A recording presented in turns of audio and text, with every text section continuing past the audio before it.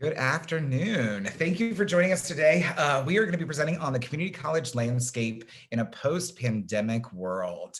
I am Josh Bistromowitz. I have been in higher education for about 15 years prior to my time at MediaCross, mostly in college admissions, was the director of admissions for a few years at a variety of different institutions. So I'm really happy to be with you here today. And I am co-presenting with my colleague, Jessica Shasserre. Hello, everyone. I'm Jessica, and I am the Vice President of Higher Education Marketing for MediaCross. I have a similar background to Josh, worked on the college and university side for about 7 years, and have also worked in a couple of other roles on the agency side and marketing partnership side. But we are so glad that you decided to join us today. Josh, you want to take us through? Sure, absolutely. And just for a few kind of notes, this is a pre-recorded session, and we are live in the chat though. So as you have questions and as you want to engage with us, please feel free to do so. Also feel free to introduce yourself, put where you're coming from. We'd love to get to know you a little bit better in this virtual realm. So. Well, let's jump in. So 2020 was a wild year. And while most of us have completely dismissed 2020 and want to move away from it, never to discuss it again, we do need to look back at it and see exactly what the heck happened for fall 2020. So I will try and make this quick. We will try to make this as an enjoyable experience as we possibly can. But kind of let's talk a little bit about what the heck happened. So overall, we saw a 13% decline in overall freshman enrollment. This is for four-year institutions. This is two-year institutions, private, public, for-profit. Overall, everybody was hurting. And again, 13% overall in terms of all freshmen that did not enroll. Where it really hits home is we in the community colleges, we took a 20% hit in our incoming freshman year. This is devastating and nothing that I think any of us thought would actually happen. We saw 50% fewer FAFSA filers. This should have been an indication, but again, this is new for all of us. And so we just did not really see this as something that was going to happen to this extent. We knew something was going to happen. We just didn't see this coming. And unfortunately, in addition to the decline in first-year students, we also saw a 17% decline in adult community college stop-outs for the students. And so, again, with a huge decline in first-year enrollment, we're also seeing adult students that were attending that are choosing to stop out temporarily as well, too. At least we hope temporarily. And the real challenge here and the real eye-opener is when we say 20% decline in first-year enrollment for community colleges, that's approximately about 500,000 students. And so that's the one that we're going to move quickly off of it because that's the gut punch, right? That's the one that really puts this into quite a perspective. So let's talk about kind of what happened, right? We know that we all took a hit, but what exactly does that mean? This graph is really kind of just telling us exactly what happened in terms of all institutions of higher education. As you can see, everybody took a hit for the most part, but this really kind of gives you a perspective of what exactly we're looking at. For the four-year public institutions, this is the one population that we said, we think they're going to be flat for fall 2020, and that's pretty much what happened. They were doing okay prior to the pandemic, and they kind of did okay during the pandemic, and that's kind of where the predictions ended for us. This is pretty much what we expected, and everything else that happened was a huge, I think, surprise and shock to the rest of us. Private schools, when the pandemic hit, I was on a campus at a small private institution and we were panicking. We thought that this was going to affect our students greatly. We thought enrollment was going to be such a challenge that, we were already struggling for enrollment, and we thought that this was just going to kill us. And it was a huge frighten for us. But then what happened was they did enroll. They did come to us and they chose to still continue their education, which I think shocked all of us, shocked us in a good way, but we were really surprised that enrollment actually in a lot of institutions, smaller private, for instance, colleges, they were flat or actually did a little bit better. And that was, I think, a great surprise to everybody. Also, another surprise was the for-profits did really well. They actually grew about 5%. And so I attribute this to a lot of marketing. They switched a lot of their budgets over to marketing. At one point, I heard that they'd switched over to $1 million a month in digital marketing because they were expecting this to be such a huge hit. And of course, that's where the gut punch happened, where you see with public two-year institutions, was that they really took a huge hit for the fall of 2020. I do want to mention that if you are looking specifically at the data here, the numbers are a little bit different, and that's just because they're taken at different snapshots. Here it's reporting about a 10% decrease. That is overall enrollment. It's not mentioning the 20% incoming freshman decline. But as we all know too, the instant that you take snapshots of data, they're going to be bad data at that point. It's going to be inaccurate because data is always moving. But we are seeing a similar trend across all boards, regardless of where we're pulling that information. So why?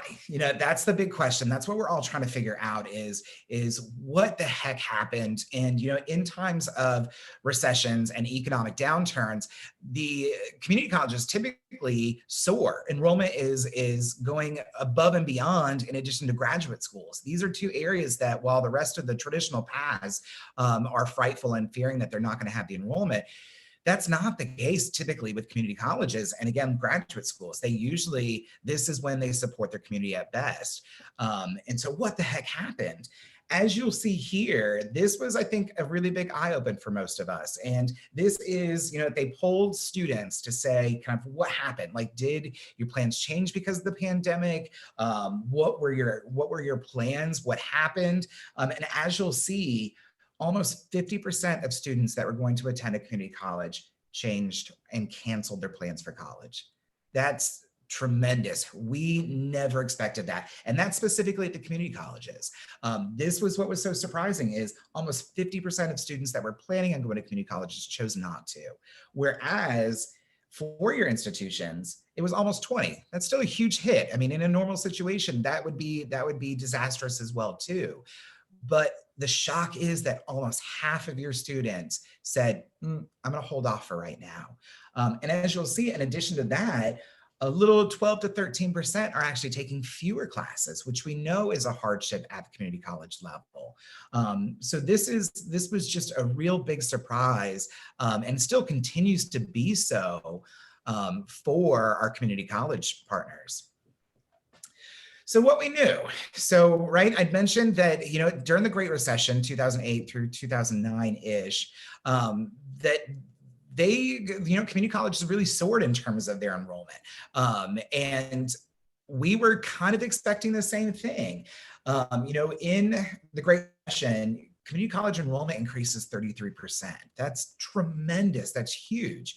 To the extent that 29% of all college-going students were at community colleges. They were enrolled there. And there was 185% growth in Hispanic college students. This is a win-win in a time that was devastating to the American people. This was a real hardship, and yet community colleges were there to support their students, take them to the next level, to get them through such a hardship. And so most of us believed that this was what was going to happen, right? This was going to be what exactly kind of happened for 2020 and the nightmare that we were in. So what was the difference, right? So how do we compare the two, and how do we know what actually changed, what happened? About 10% was about the highest in the Great Recession of unemployment. Right now, in just 1 year, our high is at 14.7%. And we're not out of this, unfortunately. We hope that this is going to be the peak, but who knows what the next kind of year, 2 years is going to look like for us. And in addition to that, the Great Recession happened over a period of time. We had an overtaxed unemployment office within weeks. Unemployment spiked because the pandemic hit and the world shut down. So where unemployment offices could kind of get used to the fact or get into the process of having an increase in employment, this happened overnight for us. This was not something that was a gradual experience. This was overnight that we're immediately thrown directly into this. So you add in the unemployment, and then we are at a divisive point in our country between a major election. We have also racial injustice is peeking its ugly head yet again. All of these things are a challenge if alone, but then you add the worst global pandemic in a generation. You know, we are all trying to navigate this, and this is just a tough, tough time for us. Again, all of these things alone could be a game changer for enrollment, and yet we're combining them all into one. And so what were those factors? You know, unlike the Great Recession, the events of 2020 affected us all. And part of that is, you know, white collar, blue collar, and no collar. And what I mean by this is, you know, in the Great Recession, you know, I was at the four-year public institutions, and we were seeing students that their parents had, quote unquote, done the right thing. You know, they'd been saving the entire time for college, they'd been investing it. Then the Great Recession happens and they lost everything. And they were no longer able to send their student to the traditional four-year. But the community college and the two-year option was still an affordable option for them. So even though their plans had changed, there was still the college, you know, the affordability aspect of it really won for those students, and they were able to continue their education. And for those that were, say, quote unquote, no collar, and those by mean that they don't need any formal education in order to be employed, those jobs were still out there. Unlike the pandemic, when we were entirely shut down, there were no jobs to be had. So people who were truly struggling didn't have any options to somehow get themselves better back on their feet. They're struggling to keep their lights on, more or less trying to continue their education. Remote work and virtual learning were and continue to be difficult. You know, this is something that we struggle with all the time. I mean, we would love to be in person with you. We are very engaging, or at least we think we are, and would love to be there to be able to have this conversation with you. And it's a challenge for us. We struggle as well too. And you know, I'm fortunate that it's just me and my dogs, and I don't have that many distractions. But for families that are trying to have one computer and their two kids are trying to Skype school and you're trying to work, you know, it's a challenge. It's things that we didn't expect to see, but affect us all. You know, and this really highlighted issues with equity and access to education. You know, when we were considering sending students home during the height of the pandemic, students were saying, I don't have access to Wi-Fi. I don't have access to be able to go virtual. And the response was, we'll go to the library. Well, then all the libraries shut down.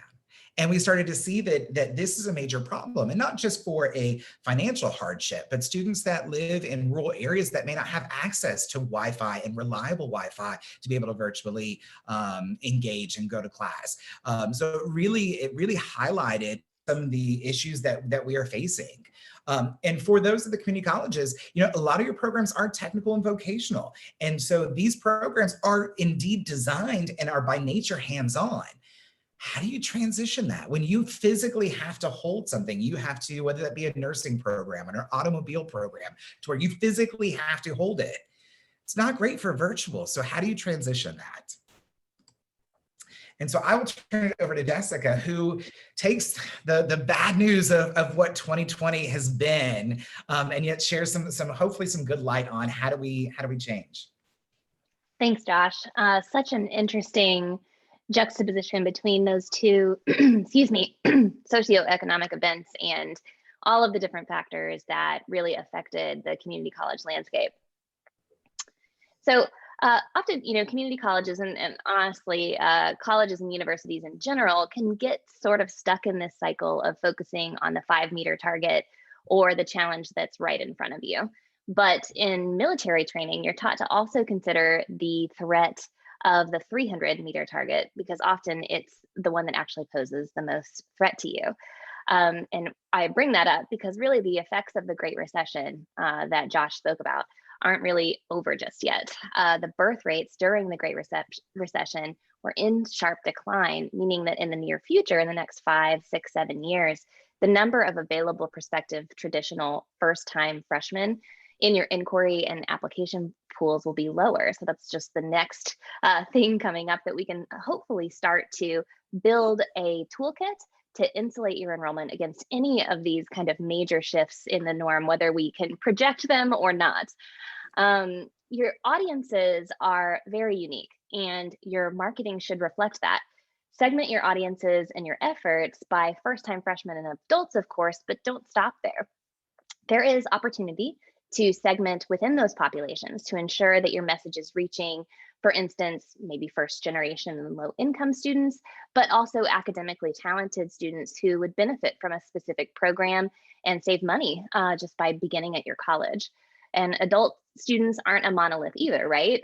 Some are seeking to finish a degree, but some require different messaging to interest them in potentially a career change or even just upskilling with a few classes. National Clearinghouse data can be really helpful in righting the ship right now too. As Josh talked about earlier in one of those slides, that almost 50% of students just didn't act on their plans. And National Clearinghouse students can show you that of the applicants that maybe applied to your institution but didn't enroll, see if they did go somewhere else at some point later than fall 2020. But if they took the year off, which was a popular option, you can recruit them for fall, maybe summer or even fall 2021. If you're not working with a somewhat modern customer relationship management system or CRM, stop what you're doing. I mean, finish this presentation, but stop what you're doing and go and research your options, because basically your competition is using a CRM to personalize and reach your prospective students, and you're just going to be left behind if you're relying on just one-on-one communication.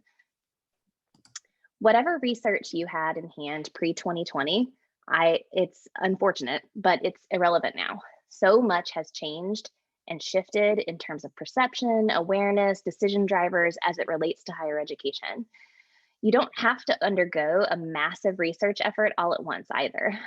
One simple way to get started is through a non-enrollee study, where you can assess students who applied but didn't take those intended classes through either a series of focus groups or potentially even add on an online survey. This will help you recenter your messaging for years to come. Community college websites are often overwhelming. There's a lot of information to share with all of your audiences, and it can be difficult to organize all of that information. So either internally, you can perform a website audit, or you can have a partner like MediaCross help with a website audit to determine how easy it is for a prospective student to quickly find information on your site. We can also make recommendations on how to optimize your site right now when you might not have the ability to do a complete site overhaul.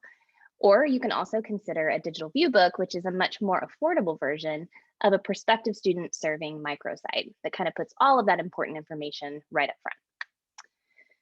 The way we speak to students also needs to change given recent events, which means you also need to kind of go back through your communications, looking for opportunities to address their needs specifically with the information we now know.